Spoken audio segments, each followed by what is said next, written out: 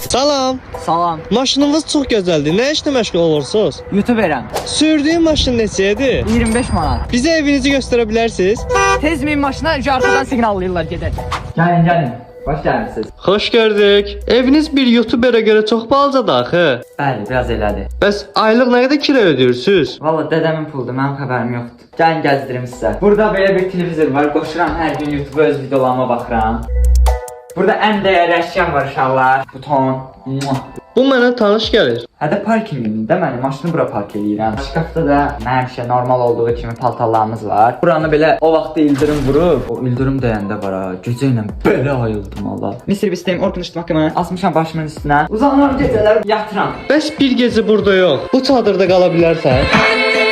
Mən o çadırda dənizdə qalmışam. YouTube'dan girib izləyə bilərsən. Çadırda 24 saat qaldıq. Gedirəm izləməyə.